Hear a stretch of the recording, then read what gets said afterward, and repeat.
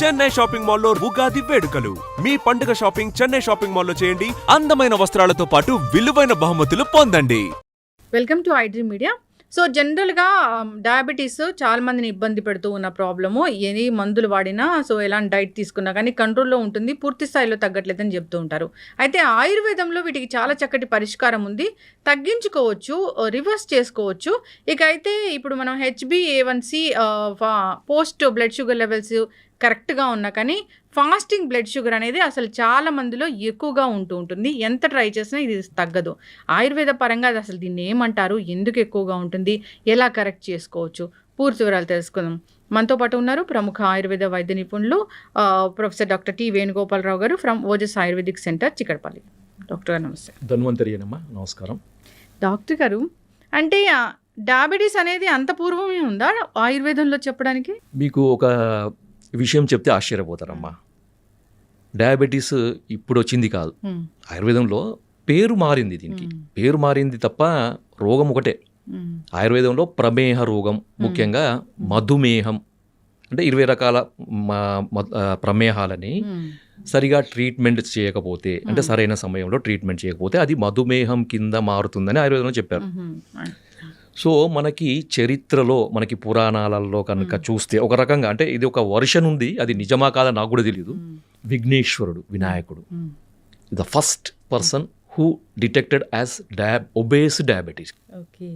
So అందుకనే అతనికి బిల్వపత్రము, తర్వాత బిల్వపత్ర పూజ అనేది చేస్తుంటారు ఎక్కువ. తర్వాత దర్భ, గరిక. సో వీటన్నిట్లలో ప్రమేహాన్ని తగ్గించే గుణాలు ఉన్నాయన్నమాట. తర్వాత వెలగపండు, కపిత్త జంబూ ఫలసార భక్షితం ఉమాసుతం శోక వినాశకరకం అన్నారు కదా.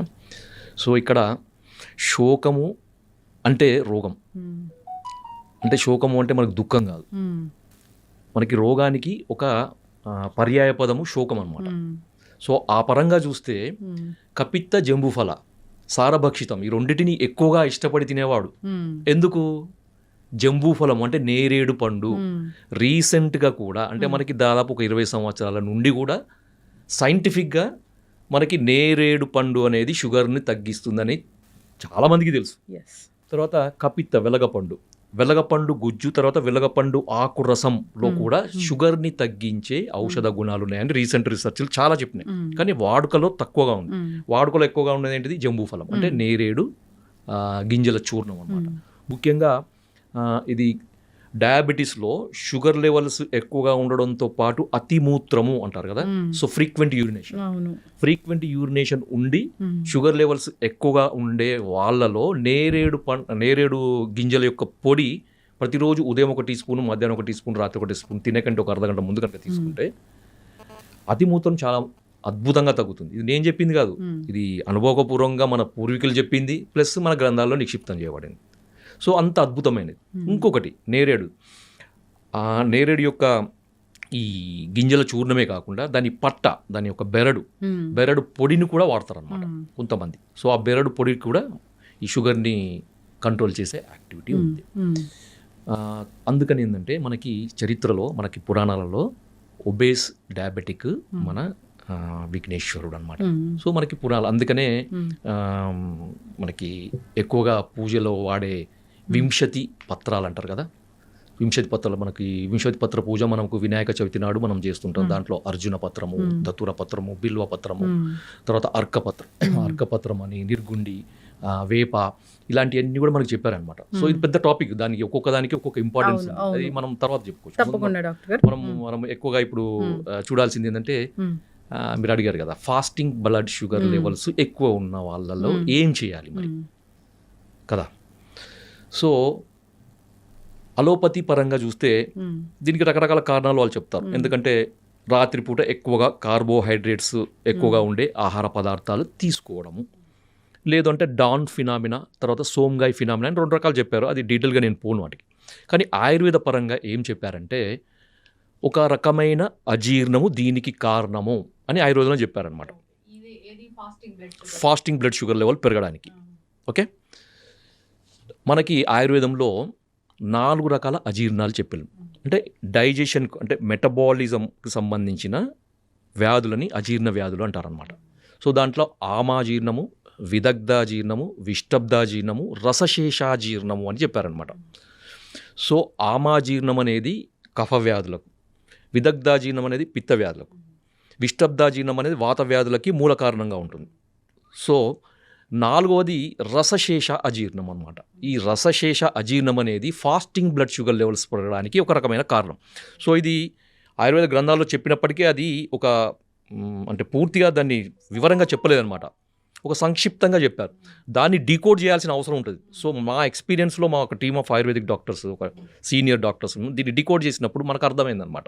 సో వేల మంది, దాదాపు రోజుకి ఒక 100 నుంచి 150 మంది డయాబెటిక్ పేషెంట్ని చూసే ఆయుర్వేద వైద్యులు ఉన్నారు మా టీంలో. సో వాళ్ళందరి యొక్క అనుభవంతో, ఏండ్ల తరబడి ఉన్న అనుభవంతో, వాళ్ళకున్న హిస్టరీని మనం పూర్తిగా దాన్ని మనము అనలైజ్ చేసినప్పుడు అర్థమైంది ఏంటంటే వాళ్ళందరిలో కామన్గా కనబడే, అంటే ఫాస్టింగ్ బ్లడ్ షుగర్ లెవెల్స్ ఎక్కువగా ఉండే పేషెంట్స్లో కామన్గా కనబడే ఒక ప్రాబ్లము అజీర్ణం. దాంట్లో ఒకటి రసశేషాజీర్ణం. సో ఈ రసశేషాజీర్ణాన్ని కరెక్షన్ చేసినప్పుడు మనము ఫాస్టింగ్ బ్లడ్ షుగర్ లెవెల్స్కి అడిషనల్గా షుగర్ను తగ్గించాల్సిన మందులు వాడే అవసరం లేకుండానే కేవలం మనకి ఇండైరెక్ట్గా ఈ అజీర్ణం తగ్గిస్తే ఆటోమేటిక్గా తగ్గిపోతుంది. సో ఇది ఆయుర్వేదంలో ఉన్న ఒక అద్భుతమైన విశేషం అన్నమాట. ఎస్. సో మనకి రసశేషాజీర్ణం అనేది ఫాస్టింగ్ బ్లడ్ షుగర్ లెవెల్స్ పెరగడానికి నార్మల్గా ఎంత మందులు వాడినా కానీ, ఎంత ప్రయత్నాలు చేసినా కానీ, అది ఆహారం ద్వారా కానీ, మందుల ద్వారా కానీ, ఎక్సర్సైజ్ ద్వారా కానీ ఎన్ని ప్రయత్నాలు చేసినా కానీ తగ్గదు. డాక్టర్లకే ఇంకా విసుగెత్తుతుంది అనమాట, ఏం చేయాలో అర్థం కాదు. చాలామంది నేను చూశాను. సో వాళ్ళ దగ్గర నుంచి ఎటువంటి రెస్పాన్స్ రాక ఆయుర్వేదానికి వచ్చే పేషెంట్స్ చాలామంది ఉంటారు. సార్ మాకు అంతా బాగానే ఉంది, మేము మందులు వాడుతున్నాం, పోస్ట్ లంచ్ బాగానే ఉంది, ఇంత అన్ని బాగానే ఉంటాయి, కానీ ఫాస్టింగ్ బ్లడ్ షుగర్స్ తగ్గకపోవడం వల్ల మాకు దాని యొక్క దుష్ప్రభావాలు కనబడుతున్నాయి సార్. కొంతమందికి 160, 170 వరకు ఉంటాయి. ఎందుకంటే ఫాస్టింగ్ బ్లడ్ షుగర్ లెవెల్స్ 100 వరకు ఉంటే సేఫ్, 125 వరకు ఉంటే మోడరేట్ సేఫ్, 100 ఉంటే పూర్తి సేఫ్, 125 వరకు ఉంటే ఇంకా మోడరేట్ సేఫ్ అనమాట. అది దాటిందంటే ఏంటంటే ఇంకా సేఫ్లో ఉన్నట్టు కాదు. మనం పోస్ట్ లంచ్ ఎంత నార్మల్ ఉన్నప్పటికీ మనకి ఫాస్టింగ్ కూడా అంతే నార్మల్ ఉండాలన్నమాట. కొంతమందికి 170, 180, 200 ఉండే వాళ్ళని కూడా చూసాం. అలాంటి వాళ్ళకి ఈ అజీర్ణానికి ఇచ్చే ట్రీట్మెంట్ వల్ల మనకి అద్భుతమైన ఫలితాలు. సో సార్ మరి మీరు ఇవన్నీ చెప్తున్నారు కదా, మరి మాకు టిప్పు చెప్పలేను సార్, ఇంతసేపు మాకు ఊరిస్తున్నారు, వెయిట్ చేస్తున్నారు కదా. అంటే ఏం లేదమ్మా, దీనికి ఏం చేయండి అంటే దీన్ని పెప్పర్ మిల్క్ అంటారు. పెప్పర్ మిల్క్ మీకు ఈజీ అర్థం కావడానికి, మిరియాల పాలు. అరే మిరియాల పాలా సార్, ఏంటి మీరు అది ఏం చెప్తున్నారు సార్, ఏంటిది? అందరికీ తెలుసు మిరియాల పాలు అంటే పాలలో మిరియాలు వేసుకుని తాగడం, మిరియాల పొడి వేసుకుని తాగడం సార్. కానీ దానికి ఒక పద్ధతి ఉంటుంది కదా. మామూలుగా ఏదో దగ్గు వచ్చింది, జలుబు వచ్చింది, మిరియాలలో వేసుకుంటా, అది కాదు. మీరు ఏం చేయాలంటే ముందుగా మార్కెట్ నుంచి మిరియాలు తీసుకురండి. ఎందుకంటే దాన్ని మిరియాలని శుద్ధి చేయాలి. శుద్ధి చేయకుండా మందులకు వాడుకోవద్దు. మీరు వంటలలో వాడుకొని మీ ఇష్టం, పర్వాలేదు. కానీ మందులకు వాడేటప్పుడు, అంటే దీని కొరకు వాడుకునేటప్పుడు శుద్ధి చేయాలన్నమాట. శుద్ధి ఎందుకంటే 2 రకాల కారణాలు. ఒకటేమో దాంట్లో అడల్ట్రేషన్స్, మిరియాలలో మనకి ఈ పుప్పొడి గింజలు కూడా కలుపుతారు అనమాట. సో వాటిని తీసేయడానికి. రెండవది ఆ మిరియాలలో ఉండే తీక్ష్ణత్వం అంటారు, అది దాంట్లో ఒక ఎనర్జీ, హై ఎనర్జీని మనకి నార్మలైజ్ చేయడానికి. కొంతమందికి విదాహి అంటే మంట అదే అంత వస్తుంది కదా, అదంతా నార్మలైజ్ చేయడానికి. దీనికి ఏం చేయాలంటే మార్కెట్ నుంచి తీసుకొచ్చిన మిరియాలను మంచిగా చెరిగి దాంట్లో పొట్టు అదంతా తీసేసి పల్లుచట్టి మజ్జిగ, 1 లీటర్ మజ్జిగ తీసుకొని దాంట్లో ఒక 1/2 కేజీ, మనం మార్కెట్ తీసుకుంటున్న 1/2 కేజీ అంతా 1 లీటర్ మజ్జిగలో ఈ 1/2 కేజీ మిరియాలను వేసి రాత్రంతా ఉంచాలి. ఉదయం లేచేసరికి ఏమవుతుందంటే మనకి ఆ చచ్చులు కానీ, తర్వాత నాపాలు కానీ, అవన్నీ కూడా మనకి పైకి తేలుతాయి అన్నమాట. సో మంచి పుష్టికరమైనవి, తర్వాత ఔషధ గుణాలు అన్నీ కూడా కిందికి బాటంలో సెటిల్ అవుతాయి. మీరు వాటన్నిటిని మొత్తం పైనుంచి తీసేసి, ఆ మజ్జిగను కూడా తీసేసి, ఆ కింద ఉన్న మిరియాలను మంచిగా తీసి వాటిని వేడి నీళ్ళలో కడగండి. కొంచెం గోరువెచ్చని, మరీ వేడి కాదు, కొంచెం గోరువెచ్చని నీళ్ళలో కడిగేసి ఏం చేయండి అంటే ఆరబెట్టాలన్నమాట. పూర్తిగా దాంట్లో ఉండే మాయిశ్చర్ అంతా పోయే వరకు ఆరబెట్టేసి కంటైనర్లో వేసుకోండి. వేసుకొని ప్రతిరోజు కూడా 1 కప్పు ఆవు పాలు, తర్వాత 1 కప్పు నీళ్లు, లేదు అంటే 1/2 కప్పు పాలు, తర్వాత 1/2 కప్పు నీళ్లు, దాంట్లో 1/4 టీ స్పూను మిరియాలను ఇప్పుడు మనం చేసుకున్నాం, శుద్ధి చేసుకున్నాయి, దాన్ని నలగొట్టాలన్నమాట. పూర్తిగా పొడి చేయొద్దు, మిక్సీలో వేసి తొందరగా కావాలని దాన్ని పొడి చేయొద్దు అనమాట. జస్ట్ మనం జస్ట్ క్రష్ చేయాలి అంతే. అంటే బురుయిజ్ అంటారు కదా, దంచేసి ఆ పాలలో వేసి మనం ఎంతైతే నీళ్లు పోసినాం అంటే అది 1/2 కప్పు కానీ 1 కప్పు కానీ పూర్తిగా ఎగిరిపోయే వరకు, పాలు మాత్రమే మిగిలే వరకు, ఓకే, దాన్ని మరిగిచ్చేసి వడపోసుకొని గోరువెచ్చగా ఉండేటప్పుడు, లేదంటే మనం తాగగలిగేంత వేడి ఉన్నప్పుడు తాగండి. ఇది ఎప్పుడు చేయాలంటే ప్రతిరోజు ఉదయం ఎంప్టీ స్టమక్లో చేయాలి. సో కొంతమందిని నేను చూసాను, అంటే నాకు ఫీడ్బ్యాక్స్ వచ్చినాయి, తర్వాత రిపోర్ట్స్ కూడా చూపిస్తాను. చెప్తారు కదా. సో 3 రోజులలోనే, అంటే కొంతమంది సంవత్సరాల తరబడి ప్రయత్నాలు చేసినా తగ్గని ఫాస్టింగ్ బ్లడ్ షుగర్ 3 డేస్లోనే తగ్గిపోయిందని నాకు ఫోన్లో వచ్చినాయి, రిపోర్ట్స్ కూడా పంపించాను. నేనే ఆశ్చర్యపోయాను. సో ఇంత అది ఉంటుందా అని. కొంతమందికి వారం రోజులు, కొంతమంది 10 రోజులు. అంటే ఈ అలోపతి మెడిసిన్స్ కంటే ఫాస్ట్గా కూడా మనకి ఫాస్టింగ్ బ్లడ్ షుగర్ లెవెల్స్ తగ్గుతాయి. అంటే ఇంకొకటి ఏంటంటే అందరు అడుగుతారు, సార్ మరి ఇది తీసుకున్నప్పుడు అలోపతి మెడిసిన్ బంద్ చేయాలా? లేదు, వాడాల్సింది. అది వాడుకుంటూ, అది వాడినా కానీ తగ్గని పరిస్థితులు ఉన్నప్పుడు మాత్రమే ఇది అడిషనల్గా వాడండి, కానీ పూర్తిగా అది మానేసి వాడకూడదు. బాగా చెప్పారు డాక్టర్ గారు. చాలా మంది అయితే అవి మానేయండి వాడండి అంటారు, అవి మానేయండి అలోపతి మందులు మానేయండి అనగానే సో కాంప్లికేషన్స్ వచ్చి ఇబ్బంది పడిన సందర్భాలు మనం చాలా ఉంటాయి. అది అంటే ఒక డేంజర్ పరిస్థితి. ఎందుకంటే మనకి ఇప్పుడు చూడండి, సింపుల్, ఇప్పుడు ఒక మనకి స్టేటస్, మనకి బాడీలో ఒక సమతుల్యత అనేది మందుల వల్ల ఇట్లా మెయింటైన్ అయింది. ఒక 3 పిల్లర్స్ ఉన్నాయి అనుకోండి, 3 మెడిసిన్స్ మీద సపోర్ట్ మీద ఉంది మనది. సో ఆ 3 మెడిసిన్స్ ఒకటిసారి తీస్తే ఏమవుతుంది? ఒకటిసారి కొలాప్స్ అవుతుంది. దానికి ఏంటంటే మనకి ఒక మెడిసిన్ తీసేయండి, మనకు ఆయుర్వేదిక్ మెడిసిన్ సపోర్ట్ ఇవ్వండి. స్లోగా ఆయుర్వేదిక్ మెడిసిన్ సపోర్ట్ స్ట్రాంగ్ అయ్యే వరకు అలోపతి మెడిసిన్ ఉంచండి, తర్వాత దాన్ని తీసేయండి. సో దాని తర్వాత ఇంకొక మెడిసిన్ తీయండి. వైద్యులు చెప్తా ఉంటారు అట్లా. సో ఇలాంటి మెడిసిన్ వాడుకోవచ్చు. దీనివల్ల ఎటువంటి నష్టం లేదు. ఎందుకంటే ఇది పనిచేసే విధానం, అది పనిచేసే విధానం రెండు కూడా డిఫరెంట్ గానే ఉంటాయి. కాబట్టి దీనికి దానికి ఎటువంటి కాంట్రాస్ట్ ఉండదు, ఇబ్బందులు ఉండవు, ఖచ్చితంగా వాడుకోవచ్చు, ఏం ప్రాబ్లం ఉండదు. చాలా చక్కగా చెప్పారు డాక్టర్ గారు.